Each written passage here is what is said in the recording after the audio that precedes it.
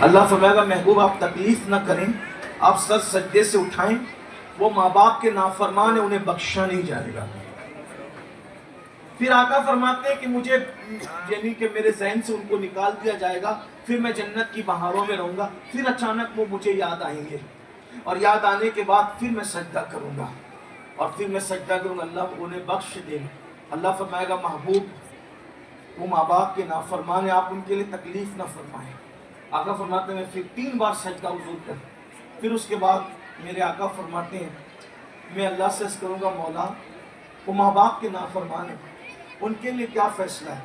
اللہ فرمائے گا جب تک ان کے ماں باپ انہیں معاف نہیں کریں گے میں ان کو جہنم سے نہیں نکالوں گا۔ آقا فرماتے ہیں میں اللہ سے کہوں گا اللہ ان کے ماں باپ کون ہیں، کس کے ماں باپ مجھے بتا، میں ان کے پاس جاتا ہوں۔ آقا ماں باپ کو نہیں پڑھی وہ تو مزے لے رہے ہیں جنت میں، یہ حضور کو فکر ہے۔ لوگوں کو جمع کر کہوں گا دیکھو تمہارے بچے جہنم میں جل رہے ہیں، ان پہ چابک پڑ رہے ہیں، ان کی آنکھیں بہہ رہی ہے، وہ جہنم کے عذاب میں مبتلا، ان کو معاف کر دو۔ وہ کہیں گے یا رسول اللہ آپ پہ ہمارے ماں باپ قربان، بہت دکھ دیے انہوں نے ہمیں، مرنے دو انہیں، جلنے دو انہیں، برباد ہونے دو انہیں۔ حضور وہ کھاتے تھے ہم بھوکے رہتے تھے، وہ اچھے اچھے کپڑے پہنتے تھے، ہمارے بدن پہ پیون ہوتے تھے، ہے نا؟ 5-5 ہزار کی جنس خریدتے ہو اور باپ کے لیے 500 کا ڈریس۔ جب پکنک پر جاتے ہو کافی پینے کے لیے، چائے پینے کے لیے، پارٹی کرنے، ہر دوست جیب میں ہاتھ ڈالتا ہے میں دوں گا میں دوں گا میں، یہ کس کے لیے؟ یہ بازاری جھوٹی عزت کے لیے، دوستوں میں کہ میں کتنا سخی ہوں، ہر دوست چائے کے بعد ہاتھ ڈالتا ہے میں دوں گا، اور باپ کا بل دینے کی بات آتی ہے تو دواخانے میں جھگڑا ہوتا ہے، وہ بھائی بولتا ہے تو دے، وہ بھائی بولتا ہے تو دے، وہ بھائی بولتا ہے تو۔ یہی ہے یہ حالات، یہ ہمارے حالات ہیں۔ وہ ماں باپ کہیں گے آقا انہیں جلنے دیجئے، انہیں مرنے دیجئے، انہیں برباد ہونے دیجئے۔ وہ کھاتے تھے ہم بھوکے رہتے، وہ اچھے اچھے کپڑے پہنتے تھے ہم پیون میں رہتے، ہمیں تکلیف تھی، وہ آرام میں رہتے تھے۔ ارے اپنے کمرے میں اے سی لگانے والوں، ماں باپ کو گرمی میں مرنے کے لیے چھوڑ دیا۔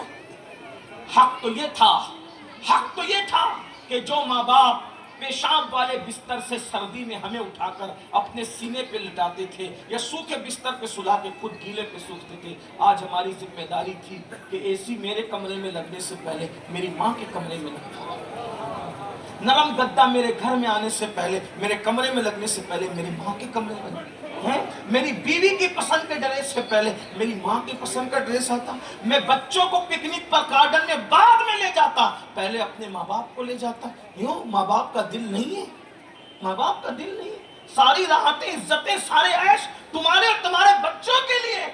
جن ماں باپ نے اپنی جوانی کو تج دیا ہمارے لیے، ان کے لیے کیا کیا ہم نے؟ وہ ماں باپ کہیں گے حضور ان کو جلنے دو، مرنے دو۔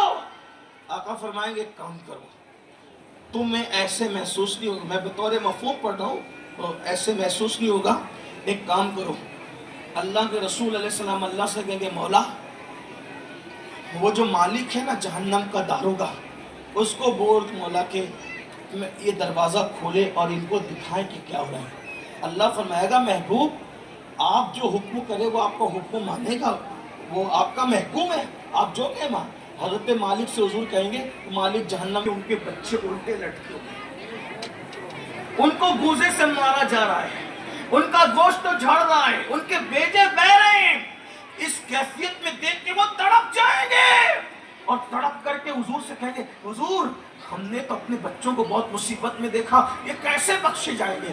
حضور فرماتے ہیں اللہ یہ پوچھتے کیسے بخشے جائیں گے؟ اللہ فرمائے گا تم معاف کر دو تو میں بھی معاف کر دوں۔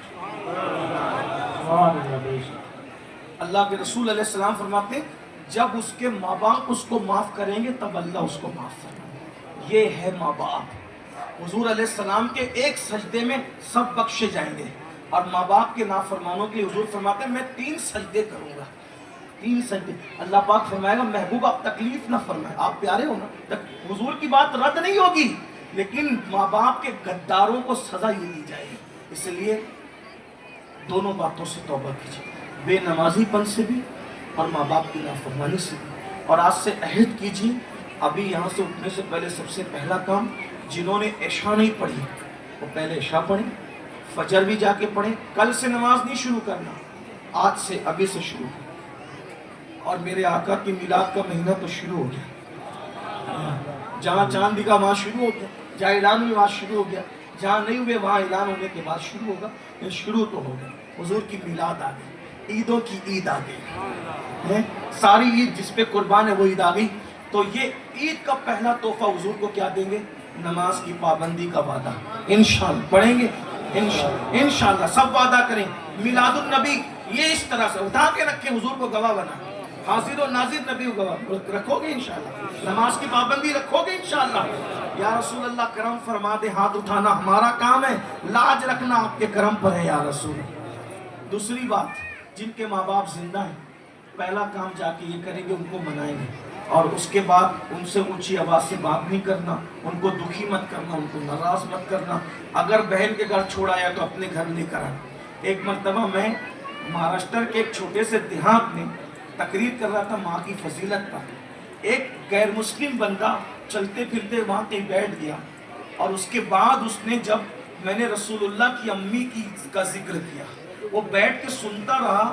اس کے بعد دوسرے دن ہمارے برانچ کے نگراں کے پاس اس نے کہا یار وہ کون سا مولانا آیا تھا تمہارے نبی کی ماں کا ذکر کر رہا تھا، تو میری ماں کا مجھے اتنا پیار آ گیا، میں نے بہن کے گھر پہ پہنچا رکھا تھا، میں اس کو واپس لے کر کے میری ماں کو لے کر گیا. بھائیو، جب غیر مسلموں کے دل پر رسول اللہ کی امی کے صدقے میں یہ اثر ہوتا ہے تو کیا ہم اپنی ماں کو اپنے گھر میں نہیں لا سکتے؟ اور لا کے ان کو بڈھی بڈھے کی طرح مت رکھنا، اپنی ماں کو بادشاہ کی طرح رکھو، اپنے باپ کو بادشاہ کی طرح رکھو. اور ایک میں نے کل بھی کہا تھا، آج بھی ایک آخری بات کہہ دیتا ہوں. آج سب چاہتے مجھے بھی آپ سب کو ایک ہی فکر ہے، میری اولاد میری وفادار. سب کو فکر ہے میری اولاد میری وفادار، میری اولاد میری، سب کو یہی فکر ہے. اتنا مضبوط تعویذ دے کے جا رہا ہوں، اس سے مضبوط گارنٹیڈ تعویذ میرے پاس نہیں ہے. کیا؟ ایک ہی بات، تم اپنے ماں باپ سے وفا کرو، انشاءاللہ تمہاری اولاد تم سے وفا کرے. مجھے اپنی ذات پہ بھروسہ نہیں ہے، آمینہ کے لال کے فرمان پہ یقین ہے. آقا فرماتے ہیں کما تدین تدان، تم جیسا کرو گے ویسا ہی پاؤ گے. ماں باپ کے ساتھ وفا کرو، اس سے بڑھ کر تمہاری اولاد وفا کرے گی. اگر ماں باپ کی نافرمانی کرو گے، تم ماں باپ کو آج گھورو گے، تم مار کھانے کے لیے تیار رہے. ایک تماچا مارو گے، دو تماچے مار کھانے کے لیے تیار رہنا. ڈانٹو گے، اس سے بڑھ کر کے ڈانٹ کھانے کے لیے تیار رہنا. اللہ دور نہیں ہے. ایک بزرگ نے ایک واقعہ لکھا تھا، ایک شخص نے اپنی بیٹے کو بہت پڑھایا. ماں نے برتن دھل کر جھاڑو دے کے اور کام کر کے گھروں میں کام کاج کر بہت پڑھایا، بہت پڑھایا. پڑھ لکھ کر کے آ گیا تو بڑی پڑھی لکھی بیوی سے شادی کر لی. اور جیسی وہ نکچڑی تھی، ایک بیٹا پیدا ہوا تو اس نے کہا یہ تیری ماں اور تیرے باپ کی خدمت میں نہیں کر سکتی، یہ بڈھی بڈھا کھانستے رہتے ہیں، یا میں رہوں گی یا یہ رہیں گے. ماں باپ نے بھی کیا کیا تھا، دنیا بہت پڑھایا تھا، دین نہیں پڑھایا تھا. تو ہوا کیا، وہی جو ہونا تھا. پھر کیا ہوا، شوہر نے کہا یہ بڈھی بڈھا کو نکال دیں گے، ٹینشن مت لو، تمہیں نہیں یہی رہنا ہے. پہلے بڈھے کو نکالتا ہوں گھر سے، اس کے بعد پھر دیکھیں گے. باپ کے پاس آیا پہلی بار، ابا جی چلیے کہیں لے جانا ہے. کہاں بیٹا؟ باپ کا پورا وجود تھر تھر کانپتا تھا بڑھاپے کی وجہ سے. کہاں بیٹا؟ کہا چلیے تو صحیح. جیسی کار میں بیٹھنے لگا، ننھا سا اس کا 4-5 سال کا بچہ تھا، میں بھی چلوں گا میں بھی چلوں گا، ضد کرنے لگا. بچے کی محبت میں بٹھا لیا، لے گیا دور جنگل میں، اور باپ کو ایک درخت کے نیچے بٹھایا اور بٹھا کر ایک کمبل دیا، اور کمبل دے کر کے کہا اچھا ابا آخری ملاقات ہے، چلتا. ہاں وہ بیٹا کہاں؟ بولے میری بیوی کو آپ کی کھانسی سہن نہیں ہوتی، برداشت نہیں ہوتی. اب اس نے گھر سے نکالنے کے لیے کہا، میں نے آپ کو نکال دیا، اب اپنی ملاقات اب نہیں ہوگی بابا. باپ کو اس کے آنکھوں کے نیچے تو اندھیرا چھا گیا. کیا بیتی ہوگی اس پہ، کیا بیتی ہوگی. یہ جب تم کسی کا دل دکھاتے ہو نا، تمہیں پتہ نہیں چلتا. جب تمہارا دل دکھایا جائے گا تو تمہیں پتہ چلے گا کہ دل دکھانا کہتے کسی. اور حضور فرما چکے کما تدین تدان، جیسا کرو گے ویسا بھرو. بس جیسی کمبل دے کر کے بیٹا پلٹنے لگا تو باپ نہیں، آنکھ میں آنسو تھے. پوتا دوڑتے دوڑتے باپ کی انگلی چھوڑ کر کے جاتا ہے اور दादा से कंबल लेता है और कंबल लेकर के अपने बाप से कहता है इसके 2 टुकड़े कीजिए। उसने कहा अरे एक कंबल इसको भी पूरा नहीं पड़ेगा, 2 क्यों करवाता है? कहा 2 इसलिए करवाता हूं कि एक आधा देकर दादा को, आधा साथ ले जाऊंगा। आज आप जवान हो, कल बुढ़े हो जाएंगे तो दुनिया को बताऊंगा कि मेरे बाप ने मेरे दादा को एक कंबल दे के घर से निकाला था और मैं तुम्हें सिर्फ आधा कंबल दे के घर से निकाला। तब बेटे ने बाप की आंख खोल दी कि मैंने बेटा नहीं बल्कि बाप पैदा किया है। और फिर वो बाप के कदमों पे गिरा, माफी मांग करके फिर घर ले जाने के लिए तैयार हो गया। इसलिए जुल्म मत करो, कुत्तों पे भी जुल्म करो तो अल्लाह उसकी भी सजा देता है।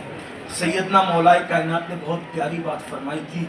मेरे मौलाए कायनात ने कहा था अल्लाह कुफ्र करने वालों को तो मोहलत दे देता है लेकिन जुल्म करने वालों को अल्लाह मोहलत नहीं देता। देख लीजिए जिन लोगों ने कुफ्र किया उनकी हुकूमतें 500-500 साल तक रही, 1000-1000 साल तक रही, लेकिन जिसने जुल्म किया 3 साल भी पूरा यजीद हुकूमत न कर सका। कुफ्र वालों को मोहलत मिलती है, जुल्म वालों को मोहलत नहीं मिलती। इसलिए जुल्म मत करना। कुत्तों पे जुल्म करो तो बर्बादी आती है, जो माँ बाप पे जुल्म करे उसका अंजाम क्या है।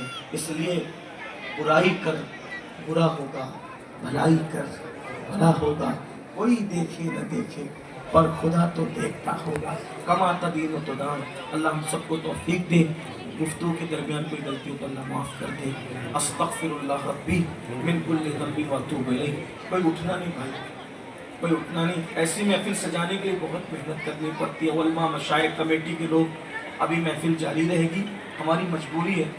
5 बजे मुझे फ्लाइट पकड़नी। असल में प्रोग्राम ऐसा दे दिया लाशऊरी तौर पे कि मुझे ज़ोहर से असर तक वहाँ रहना है, इसलिए मुझे, और वो भी अहमदाबाद से पकड़नी है फ्लाइट 300 किलोमीटर यहाँ से।